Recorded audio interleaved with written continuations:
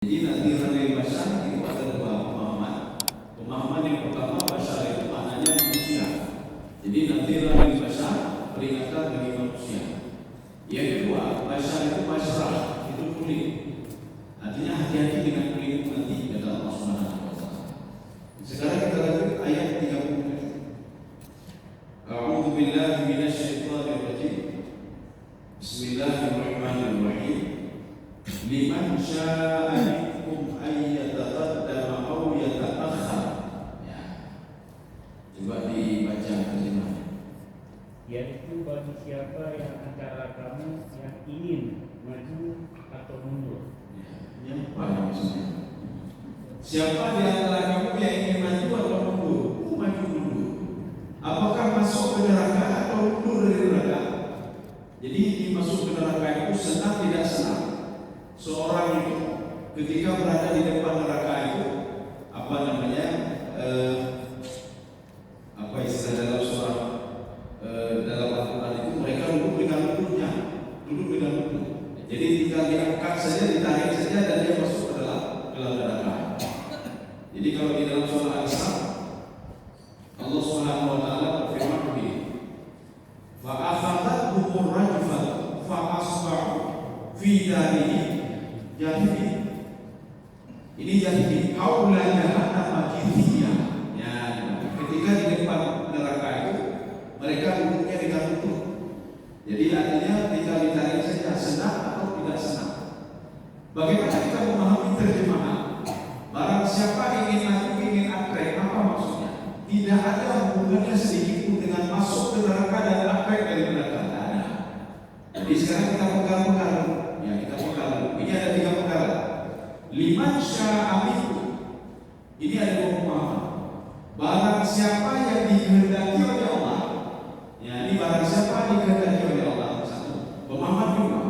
Barang siapa yang menghendaki untuk berbuat baik, maka berbuat baiklah dia. Ini maka kita ada ketemu nanti di dalam Al-Quran. Wa man syaa'a falyu'min wa man syaa'a falyakfur. Itu 2 pemahamannya. Barang siapa mau beriman, ya beriman saja. Barang siapa mau kufur, berarti ya kufur kepada Allah Subhanahu wa taala. Ini pemahaman pertama.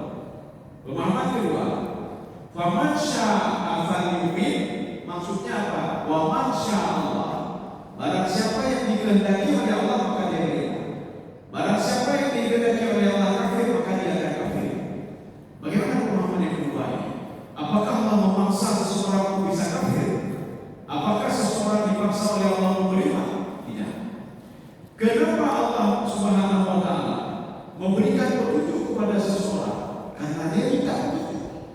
Kenapa Allah Subhanahu wa taala tidak memberikan petunjuk? Karena dia tidak minta petunjuk.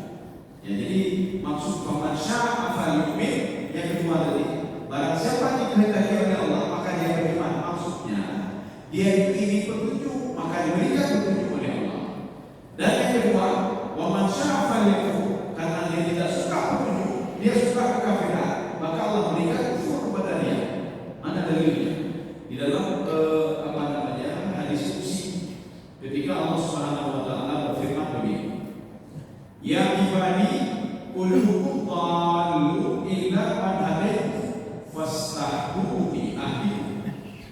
Wahai hamba-Ku kata Allah, semua kalian itu sesat, semua kalian buta, semua kalian susah, kecuali orang yang Aku berikan petunjuk kepada dia. Bagaimana syaratnya? Fastahduni, mintalah petunjuk dari kepada Allah. Maka ketika seorang minta petunjuk, maka petunjuk itu diberikan. Ketika seorang minta dimasukkan ke dalam neraka, maka dimasukkan oleh Allah. Itulah keadilan Allah. Karena mereka minta. Ketika mereka minta dimasukkan ke dalam surga, maka dimasukkan oleh Allah ke dalam surga. Itu makna liman syaa'a minkum. Ya, liman syaa'a minkum. Siapa yang mau apa? Ini dua pemahamannya. Apakah dirinya sendiri yang mau, atau kehendak Allah Subhanahu wa taala? Karena dia mau maka diberikan oleh Allah. Ya. Itu sampai ada begini nanti. Kenapa tidak bekerja? Ada rezeki kami beri ya Allah untuk negara. Kenapa tidak salah? Kenapa tidak ini anak? Kata dia bahagian itu pemahaman yang keliru. Karena kita tidak mau anak kita saleh, kita tidak mau mendidik anak kita, maka Allah Subhanahu wa taala memberikan anak kita tidak saleh karena kita sendiri yang mau seperti itu.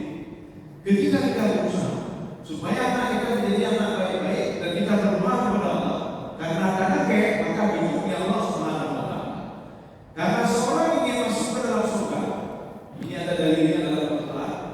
Alladzina jahadu fina lanahdiyannahum subulana. Jadi barang siapa yang ingin mengintrospeksi diri, ingin merubah diri dengan dekat dengan Allah Subhanahu wa taala, lanahdiyannahum subulana. Aku berikan jalan keluar untuk dia. Ketika susah aku berikan jalan keluar. Ketika mudah aku berikan jalan keluar. Kenapa? Karena dia mau sendiri. Tapi kalau tidak mau tidak saya berikan keluar. Nah ini makna liman sya'a minkum. Sekarang kita lihat ini. Nah ini yang keliru tadi. Jadi barang siapa mau maju dan atrek. Nah itu maju itu atrek. Ya. Jadi bukan itu maju itu atrek. Jadi yang dimaksudkan dengan ayat kata kita melihat dulu tafsir dalam ayat apa kata beliau. Ayat kata inal khairi.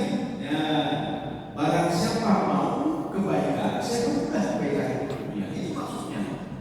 Ya, jadi barang siapa maju dan atrek.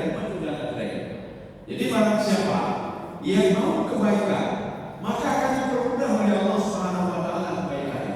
Masalahnya manusia tak suka pada kebaikan. Galak yang nantinya yang bertentangan dengan galak yang bertentangan. Ini yang pertama. Kemudian selanjutnya makna yang terkata tadi. Kalau kita merujuk ke dalam tafsir al-Wasit, apa kata Syekh Tatawi? Ya takata ila huda, ya takata ila ta'ah wal hidayah. Jadi barang siapa yang senang kepada petunjuk, senang kepada taat, senang kepada hidayah, maka akan diberikan petunjuk itu kepadanya. Jadi beda-beda hidupnya. Ini di rumah saja. Bahkan kita pilih yang bahagia yang ada dari Allah itu keliru. Jadi kita minta. Ini seperti Abi Hurairah. Jadi Abi Hurairah ketika sudah masuk Islam, itu ibunya masih kufur kepada Allah. Ibunya masih menyembah patung. Ketika itu Abi Hurairah berdoa kepada Allah, ibunya tetap seperti itu. Akhirnya apa? Abi Hurairah bertemu dengan Rasulullah. Ya Rasulullah, tolonglah. Saya sudah berusaha semaksimal mungkin. Saya ceramahi aku dengan baik. Saya doakan tak diterima doa. Tolong kau doakan ya Rasulullah sallallahu alaihi wasallam. Karena usaha sedemikian rupa dari Abi Hurairah, maka Rasulullah berdoa kepada Allah. Akhirnya apa? Ibunya masuk Islam. Jadi jangan lupa Abi Hurairah karena bahagia itu berdoanya. Jadi artinya apa? Kita juga bisa berusaha semaksimal mungkin supaya anak kita jadi anak saleh, supaya istri juga jadi istri yang saleh. Maka berdoa kepada Allah Subhanahu wa taala. Ini makna yang dekat. Kemudian juga ayat kata itu di dalam tafsir Ibnu Arabi dan Ibnu Abbas. Apa kata beliau? Man yataqaddam apa ana wal imana bi Muhammad sallallahu alaihi wasallam fala yaqif ahad. Ya, jadi kalau seandainya seorang ini dia beriman kepada Muhammad sallallahu alaihi wasallam, ingin taat dan patuh pada Muhammad, tidak ada satu orang pun yang bisa menghalanginya. Demikian pula wa'asu kata Ibnu Arabi dan Ibnu Abbas. Wa'asu, kalau seorang cinta kepada maksiat, dia cinta kepada maksiat, dia cinta kepada selain iman kepada Allah, maka tidak ada orang yang bisa menahannya. Maka akan diberikan oleh Allah Subhanahu wa taala. Begitu udah waktu mengatur. Anak-anak mati, mati. Maka nanti ada dua kelompok. Ada kelompok yang senang kepada taat kepada Allah karena dia selalu mudawamah kontinu melakukan taat. Maka taat itu nikmat bagi dia. Orang yang sering bersedekah itu nikmat bagi dia. Orang yang sering baca Quran itu kenikmatan bagi dia. Orang yang sering tahajud itu kenikmatan bagi dia. Seorang yang sering pikir itu kenikmatan bagi dia dan kebalikannya. Ketika seorang mencintai maksiat, ini versi tafsir Ibnu Arabi. Jadi dikombinasikan Ibnu Arabi penafsir tasawuf, penafsir sufi. Jadi ada semasa 3 penafsir sufi. Yang kitabnya ada semasa Al-Qusairi, Ibnu Arabi, Tafsir Al-Qurtubi yang ini kita ambil Ibnu Arabi saja. Jadi Ibnu Arabi memandang ini dari segi tasawuf. Tetapi jalan Ibnu Abbas hampir sama tafsirnya seperti Ibnu Arabi yang seperti tadi. Jadi ada mereka yang sama, bahasanya juga sama. Itu bahasa Ibnu Abbas dengan Ibnu Arabi ketika mengomentari ayat tadi dia katakan. Jadi mana yang katakan apa? Barang siapa yang senang kepada taat, barang siapa yang senang kepada Nabi Muhammad SAW, patuh kepada dia, pada yang tidak ada seorang pun yang bisa menghalang. Ini sama seperti ini. Ketika Allah Subhanahu wa Ta'ala memberikan rezeki kepada kita, tidak ada yang bisa menghalangi rezeki. Ya. Termasuk iblis dan setan. Nyayanya halangi rezeki dari Allah. Demikian pula ketika Allah Subhanahu wa Ta'ala ingin menurunkan azab kepada kita, tidak ada yang bisa menghalanginya. Kecuali kita sebelum turun azab kita berkorban kepada Allah. Nanti timbul pertanyaan, ada tak cara kita sebentar lagi diberi azab oleh Allah? Ada tak cara azab itu supaya tidak turun kepada kita? Ada tak cara? Nah, cara dalam surah An-Nisa. Allah Subhanahu wa Ta'ala mengajarkan hambanya. Kalau kamu mau, ada cara kata Allah. Ini sebentar lagi azab turun, sebentar lagi azab turun. Karena nanti dalam pembahasan kita selanjutnya, setiap dosa yang kita lakukan itu merupakan jaminan dosa, jaminan azab yang akan turun kepada kita sebelum kita bertobat dan kita maaf. Makanya lebih bagus sampai salat kita istighfar. Astagfirullah, astagfirullah, astagfirullah. Nyo anda istighfar, dia berakumulasi dosa, pakai baca. Jadi ada perkataan Allah katakan sama Allah. Makanya nanti menjadi rahinah. Rahinah itu apa? Sebagai jaminan masa kita. Tetapi ketika kita beristighfar, itu yang asalnya mungkin kurang ada hilang sekali.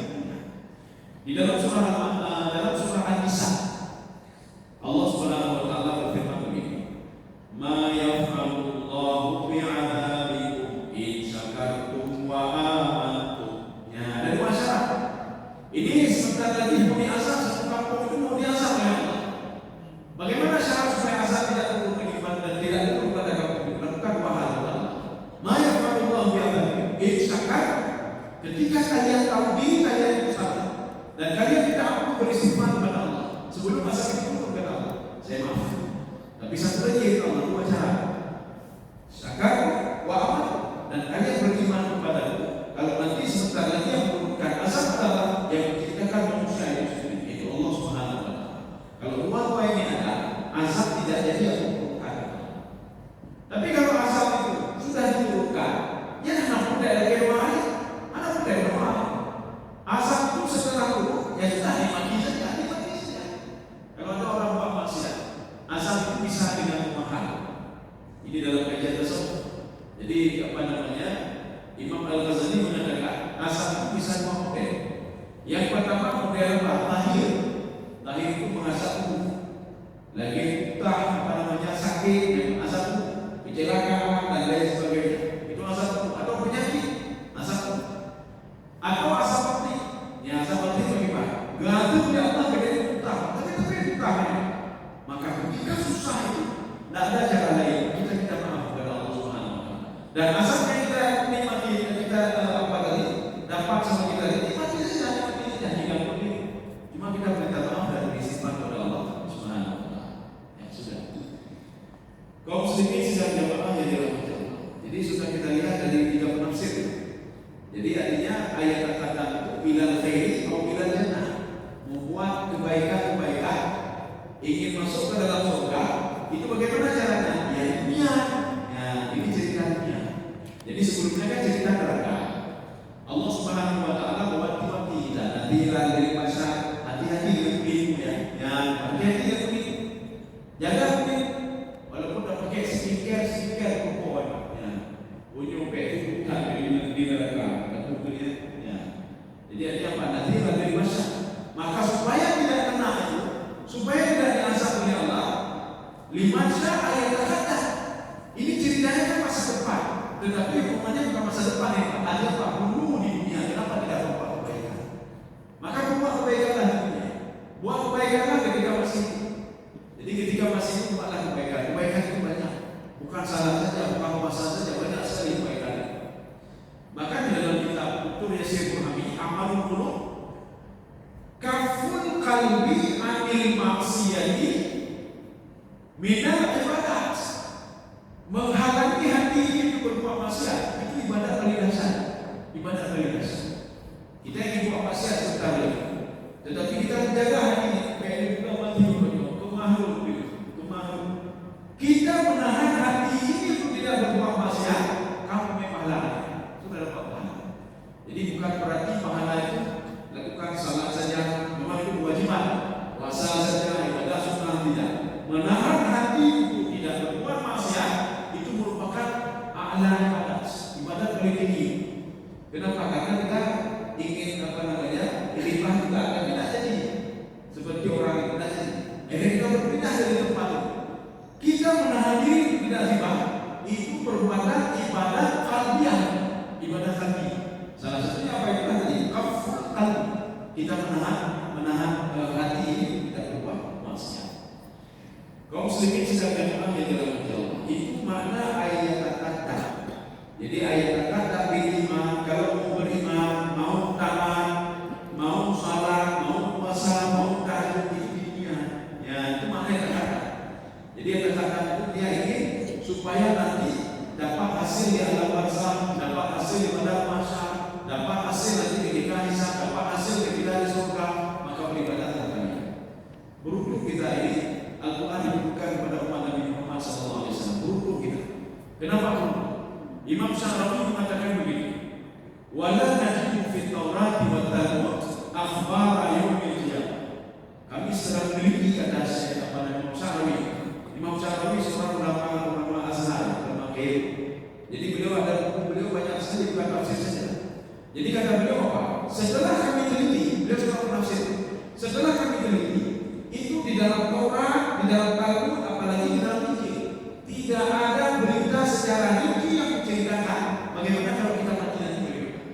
Bagaimana kita di alam barzakh, bagaimana di padang mahsyar, bagaimana kita dihisab, bagaimana kita di dalam surga atau di dalam neraka. Jadi makanya kecuali Al-Quran. Sekarang masalahnya tidak jauh dari Al-Quran masalah. Ya, bukan Al-Quran kan itu, Al-Quran ini. Ya. Baru baca Bismillah, ada yang baca Alhamdulillah kita syaitan tadi. Ya. Rupanya kita syaitan itu dari kan perlu. Ya, ada yang baca kan ada dulu. Alhamdulillah kita syaitan tadi dengan itu sallallahu alaihi wasallam. Bukan diwujudkan jabat, diwujudkan. Tapi punya baca ya Alhamdulillah mana dengan malam dia baca. Tapi punya Quran yang baca. Kan dia rumit sekali. Artinya berita tentang hal ini ada di dalam Al-Quran. Tapi kita sendiri jauh dari Al-Quran. Kita sendiri jauh dari Al-Quran. Kaum muslimin sedang memahami dalam Allah. Itu makna ayat yang terkata. Au ya ta'akhir. Ya ta'akhir itu apa maksudnya? Jadi bukan maju dan atrek. Mana maju dan atrek? Ini cerita tentang dunia, tetapi dikemas dengan present. Ini kalimat present. Present adalah apa? Lakukanlah kebaikan. Ya, tetapi ceritanya ini kita berada di padang mahsyar. Kalau kamu mau dulu, kenapa tidak berbuat kebaikan? Ayat kata, kenapa tidak berbuat kebaikan? Au yata'akhir. Apa makna yata'akhir? Yata'akhir anis syarri wal kufri. Dia meninggalkan atau tidak berbuat maksiat. Ya, pilih dari rumah. Kamu mau mana? Mau kebaikan atau mau maksiat? Ya, jadi artinya apa? Terserah kamu kata Allah Subhanahu wa taala. Kalau kita memilih tafsir yang pertama, itu terserah pribadi manusia. Saya mau kafir. Nah, saya mau beriman, saya mau ini, ya silakan. Kalau kita tafsirkan dengan tafsir yang kedua, liman syaa minkum, ketika Allah menghendaki seorang mukmin, maka mukminlah dia. Maksudnya apa? Jangan salah pikir nanti. Nanti sebagian berpikir Allah kagak dan punya kufur beliau. Jadi maksud liman syaa minkum maksudnya, kalau kalian mau kebaikan saya berikan. Kalau kalian mau kejahatan juga saya berikan. Ini namanya ijaz hasab. Di dalam kajian yang dibaca, di dalam kajian tafsir Ibnu Asyur, di dalam kajian tafsir Al-Kasyaf, maksudnya liman syaa minkum, man syaa al-iman, barang siapa dia mau iman akan diberikan oleh Allah. Barang siapa mau kufur akan diberikan oleh Allah. Cuma Al-Quran itu sifatnya apa? Petunjuk bayani. Petunjuk bayani begini. Cuma menawarkan saja. Kamu mudah mau tak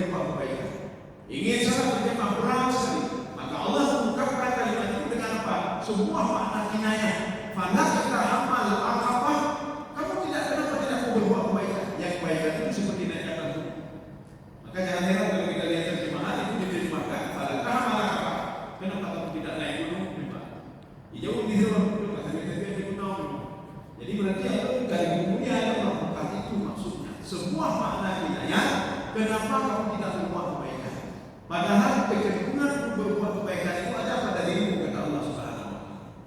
Maka di dalam Al-Qur'an Allah berfirman, fa'alhamaha fujuraha wa taqwaha.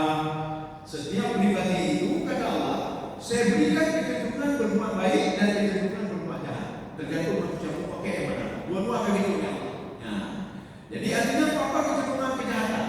Ketika kita melihat kejahatan yang masuk ke dalam tubuh, langsung direspon oleh itu. Ini jahat. Ketika kebaikan masuk ke dalam tubuh, direspon oleh yang kebaikan ini kebaikan. Ya, sama lagi antivirus. Jadi kita punya laptop atau HP supaya virus tidak masuk ke dalam, ada antivirus dalam itu. Ketika virusnya masuk, itu diberitahukan. Ayah kamu virusnya hidup tidak mau itu usaha diberitahukan. Begitu juga kita, tapi kita tidak mau tulis. Ketika kejahatan masuk itu ini potensi ini jangan berikutnya alat usaha tubuh itu berdua dan ketika kita membuat kebaikan kita direspon juga. Bagaimana cara meresponnya? Pada suatu hari ada seorang pemuda, ini ada dalam kitab Riyadhus Shalihin. Ada seorang pemuda mendatangi Rasulullah SAW. Apa kata pemuda ini? Makanya uniknya hadis ini. Rasulullah kalau ada yang bertanya ini tidak disebutkan namanya siapa, supaya jangan malu kan? Ya, supaya jangan malu. Maka nanti jangan rajul, tidak ada akan rajul, tidak ada rajul dalam bentuk akhirat. Artinya laki-laki itu tidak jelas. Cuma nanti pakar hadis itu menyebutkan tadi itu seorang laki-laki namanya Sifuna. Ketika itu laki-laki ini mendatangi Rasulullah. Apa kata pemuda ini? Ya Rasulullah, tunjukkan kepada saya kebaikan dan tunjukkan kepada saya kejahatan. Apa kata Rasulullah? Sebenarnya itu sudah ada dalam tubuh. Tubuh itu begitu pintar sekali. Tubuh kita begitu pintar sekali. Maka Rasulullah SAW mengatakan, istafti al-baq. Jadi mintalah fatwa dari hati. Sama ini heran, kok minta fatwa dari hati? Bisa apa hati? Rupanya Rasulullah mengatakan, hati bisa merespon. Kalau ada kebaikan, maka hatimu akan tenang. Kalau ada kejahatan, hatimu akan pedal. Ya. Kalau kita ingin tahu bahwa ini, coba buat maksiat tadi. Buat maksiat. Apa korupsi orang lain atau apa saja. Ketika kita buat maksiat, hati langsung merespon. Pedal. Ya. Coba kita orang lain sini. Duk riba itu. Ketika apa itu juga, rupanya orang yang kita itu ada di depan kita. Yang tidak. Hati memberitahukan kamu sudah berbuat kejahatan hari. Tetapi ketika hati ini tenang, habis sholat tenang hati memberikan indikasi kamu sudah khusyuk dalam ibadah. Kamu sudah berbuat kebaikan hari. Ya. Jadi itu saja indikasinya. Dari mana itu? Potensi yang Allah berikan kepada setiap manusia.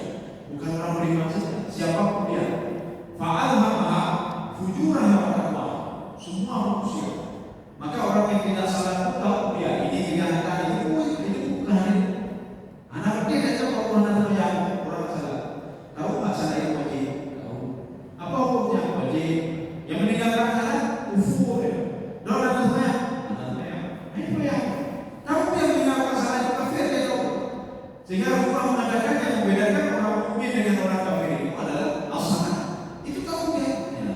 Makanya kenapa ya orang ajaran dulu lihat nama yang biar kalau kita tanya seperti yang ini ke dalam kaya kemudian kita tanya apakah saudara buat masjid yang buat masjid maka anda buat kebaikan berat sekali kebaikan artinya dia tahu kenapa ada potensi yang ada pada dunia ini makna yang ahad itu sebuah kalimat kinayah seorang itu ketika dia berbuat maksiat itu dia sudah mundur selangkah belakang. Ketika seorang ingin berbuat taat kepada Allah, dia sudah maju selangkah ke depan. Besok lagi maju lagi ke depan. Besok masih lagi mundur lagi ke belakang. Kalau istilah Imam Ghazali ini, ada satu tali jalan. Ketika seorang itu, inilah syariat namanya syariat. Di situ ada Al-Quran dan hadis yang dia buat ini. Ketika itu dia keluar jauh, maka ketika keluar jauh, itu istilah ahli sufi itu bataja wasabahat. Dia sudah keluar dari jalur yang sudah ada. Bagaimana caranya kembali dari jalur? Makanya iman itu kadang-kadang bertambah, kadang-kadang berkurang. Maka Syekh Syafi'i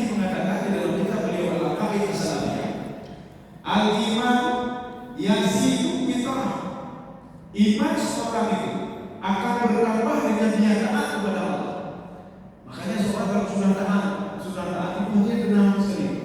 Satu, yang kedua, wal iman yang iman itu bisa berkurang dengan apa? Bermaksiat, dengan berbuat maksiat. Maka kalau kita sudah terbiasa berbuat maksiat itu semua kenikmatan bagi kita. Tetapi jangan salah, ya, iman dia sudah kosong. Ketika dia berbuat kebaikan, memang nikmat kebaikan karena sudah terbiasa dia. Harus dia ketahui dia sudah selangkah maju. Ya, imannya sudah bertambah.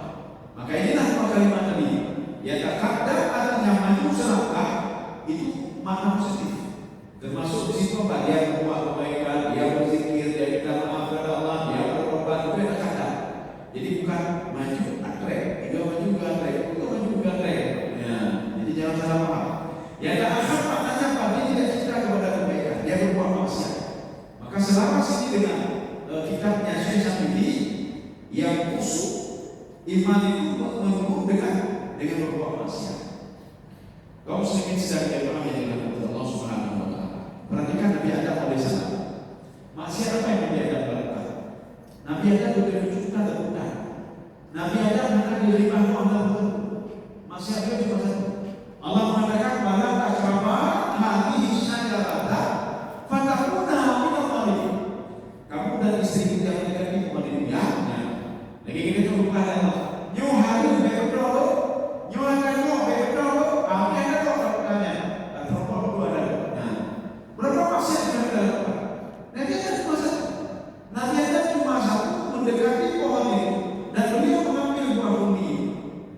Kalau ditanya buah undinya boleh. Yang orang yang itu buah undi. Anak penting ada yang berapa murah, minyak gede atau semua yang ada bukan. Ayo besar buah undi kilo, buah undi kilo. Roh gede orang yang mengambil buah undi kilo, bukan buah undi. Maka di dalam proses teologi, buah undi itu apa? Itu nama yang diberikan oleh iblis. Undi itu kekal, kekal. Jadi buah undi itu di situ ada ihtimal, fihi ihtimalat, kata Imam Ghazali. Ada beberapa penafsiran pemahaman tentang buah undi. Yang pertama apa? Kampung. Ya. Kemudian yang kedua itu padi. Undi dan uji namanya. Kemudian yang ketiga ada yang mengatakan gantung. Yang dimakan oleh Nabi Adam alaihissalam. Tetapi begitu marahnya Allah kepada Nabi Adam. Gara-gara apa? Mendekati buah undi dan makan buah undi. Padahal yang dimakan cuma satu. Aku yang dimakan satu buah saja. Buah itu yang dimakan cuma satu saja. Jadi apa dulu kata tadi itu? Coba ya kita kurang ini makan. Tak perlu kau baru pada ini. Nabi Adam cuma satu. Cuma Allah mengatakan kepada Nabi Adam alaihissalam. Ini ada di dalam tafsir Ibnu Katsir. Apa kata Allah Subhanahu wa taala? La yajawiruni man asari. Tidak boleh dapat rahmat, tidak boleh dapat keberkahan orang yang berbuat maksiat. Uronyo katanya dapat mati, uronyo anak boleh rahmat Allah. Uronyo mati. Maka setelah itu mereka kita berdoa kepada Allah supaya apa? Kutukan ini bisa hilang.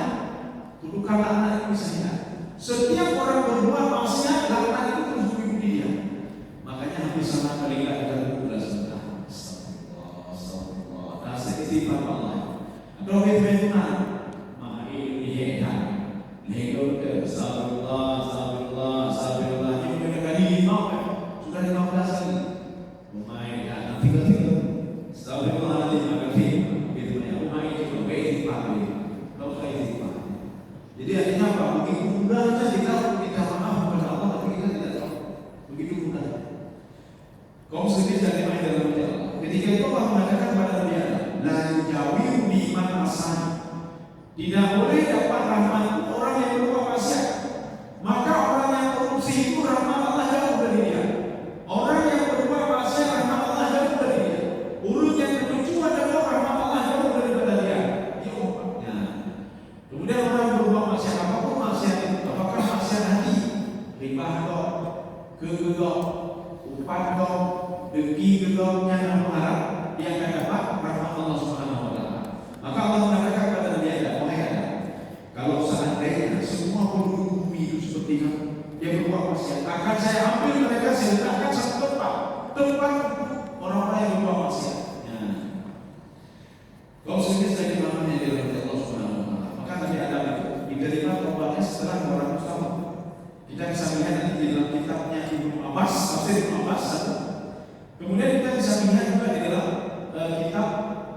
Abidin adalah syarat dari kitab Syiar. Nah, kitab Minhajul Abidin punya Imam Ghazali yang sudah disyarah oleh Syekh Zaidi Dahlan.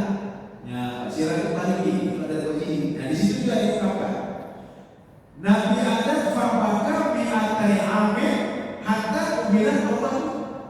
Nabi Adam menangis selama 200 tahun namanya. Gara-gara makan mukni, ya. Gara-gara makan mukni. Sehingga berhenti menangis ketika diterima taubatnya oleh Allah Subhanahu wa taala. Kenapa diterima taubat? Karena Nabi Adam selama waktu 200 tahun itu tidak mengakui dosanya.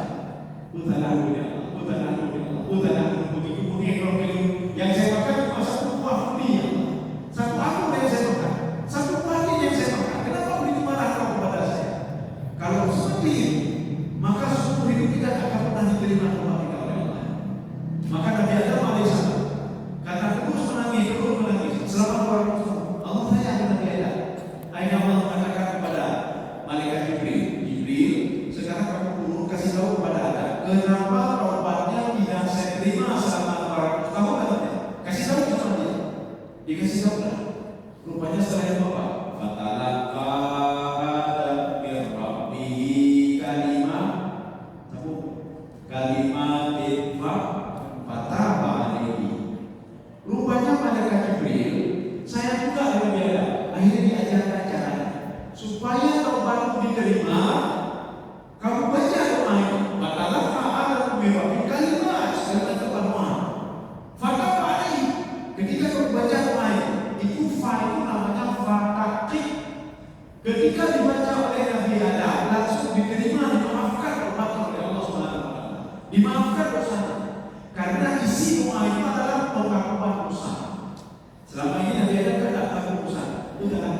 Betul. Ya. Sama juga seperti kita berdoa, ada yang bukan yang percaya oleh Allah, yang kemudian ada berubah dengan ini. Kalau kita masih ada yang bukan itu, ketika kita bangun, kita diberi dengan berdoa percaya oleh Allah. Kalau doanya seperti itu, seumur hidup ada berubah oleh Allah. Seumur hidup kita berada dalam kegelapan, sedang tidak pernah dapat apa-apa. Maka doa yang Allah ajarkan kepada Nabi Adam itu melalui Jibril. Rabbana zalamna anfusana wa illam taghfir lana wa tarhamna lanakunanna minal khasirin. Rupanya isi doa itu pengakuan dosa.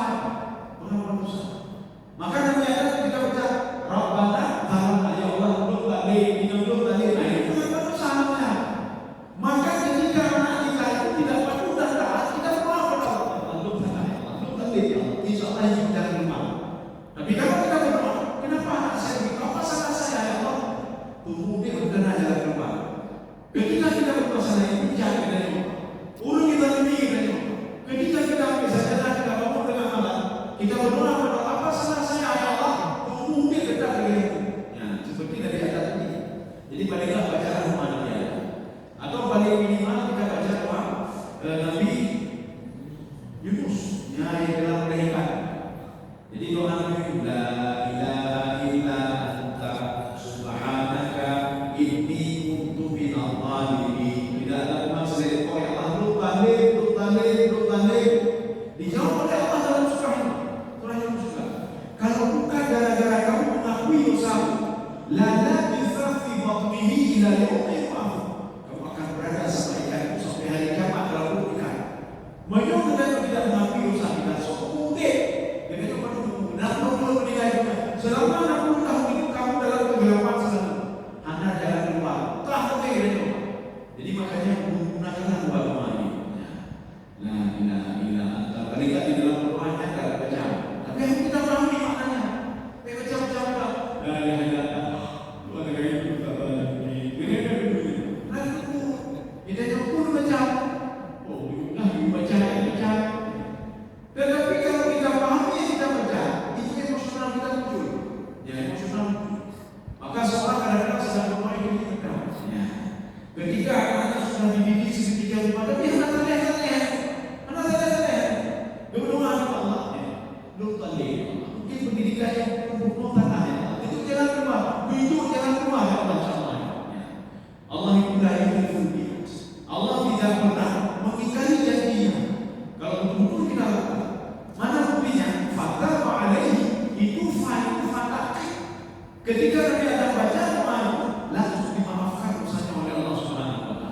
Bila kita makan ayam seperti tadi, beda dia. Utarahu ya Allah, urusanmu utarahu nyampe hari. Kita akui saja, lu berusaha. Ya kita lakukan. Ini makna yang terkadang. Oh ya tak. Jadi bukan seperti di mana ini maju dan antai. Ini maju dan antai. Ini semua maknanya. Maju artinya apa? Kalau kamu ingin hal positif. Antai itu maksudnya apa? Hal negatif. Ya itu terserah. Sekali lagi. Oke. Kullu nafsin bima kasabat rahina. Coba dibaca. Setiap orang bertanggung jawab atas apa yang telah dilakukan. Seorang itu bertanggung jawab terhadap apa yang dilakukan. Ini kita teruskan saja. Rahina apa? Ini kan ada rahina. Sekarang satu-satu. Kullu nafsin itu kullu itu makna istighraq. Istighraq itu siapa? Siapapun dia. Siapapun dia itu istighraq namanya. Sama seperti Alhamdulillahi Rabbil Alamin. Itu lagi kami. Yang kedua adalah istighraq. Itu mana istighraq? Artinya apa? Kullu alhamdulillah. Semua puji-pujian kepada Allah. Kita jadi berkat Allah. Terima kasih. Ya berkat. Terima kasih Pak. Terima kasih Pak. Terima kasih. Kemudian hati kita tenang. Terima kasih Allah. Hati kita juga kasih. Hati kita juga kasih. Terima kasih Allah. Kullu alhamdulillah. Itu mana istighraq? Ini kullu nafsin istighraq. Siapapun yang berbuat dosa, dia itu rahina. Rahina itu apa? Apa dalam bahasa Indonesia? Sewa perumahan ini Bapak ya kan? Lu berlepek, Bapak ada duit sebentar, oh ya jaminannya. Berapa penjamin 5 juta katanya? Jaminan itu, nah kendaraan dulu, kendaraan. Itu kendaraan itu jaminan. Nah itu namanya rahina. Jadi ini apa maksudnya? Kullu amalin sayyi'ah. Ini katanya Al-Qurtubi. Fahuwa rahina. Setiap seorang berbuat kejahatan itu merupakan jaminan azab dia. Jaminan bagaimana? Urut dapat menggol. Menggol itu jaminan Allah menurunkan azab kepada kita. Maka itu fungsi istighfar. Ya, itu fungsi istighfar. Tapi kalau kita melihat di dalam kitab Al-Qurtubi, apa kata Imam Al-Ghazali?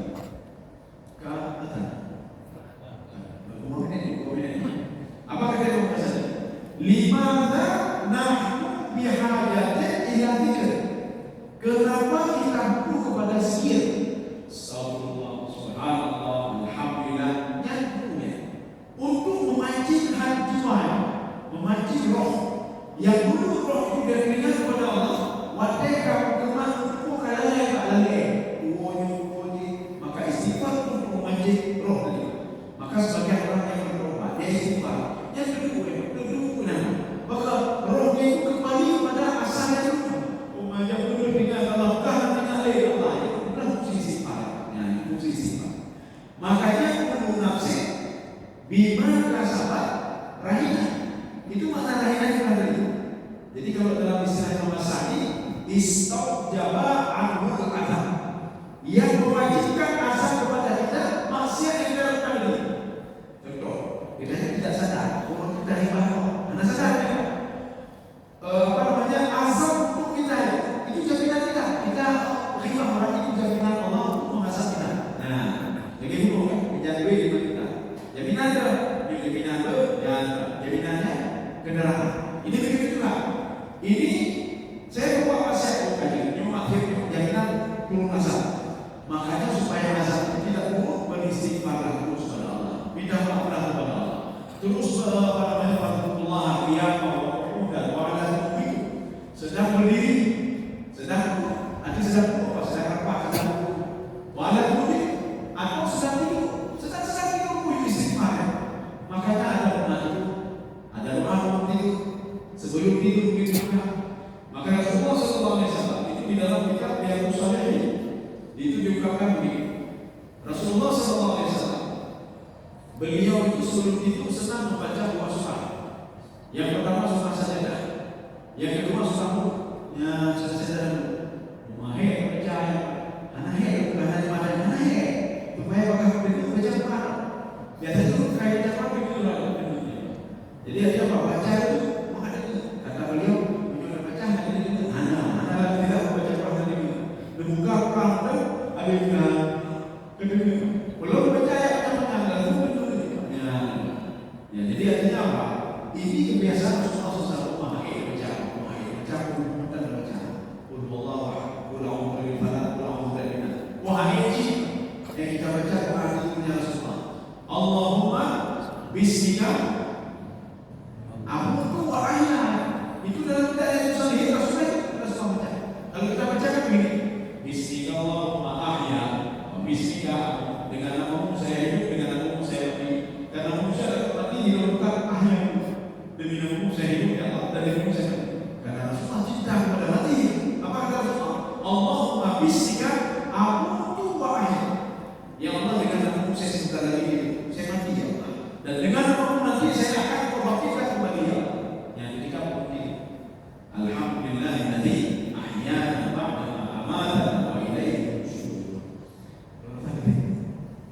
Insyaallah pertemuan selanjutnya kita lihat nanti siapa yang tidak diasal oleh Allah. Kita dia sudah berbuat dosa sekian tahun, tapi apa dia tidak diasal oleh Allah itu akan kita lihat di ayat selanjutnya. Dengan syarat apa? Akan kita lihat selanjutnya. Oh dia sudah berbuat maksiat 20 tahun, 40 tahun, dimaafkan, tapi dengan ini ya ada syaratnya. Mudah-mudahan ada manfaat bagi saya sendiri dan mas kalian. Subhanallah wa bihamdika, asyhadu an la ilaha illa anta, astaghfiruka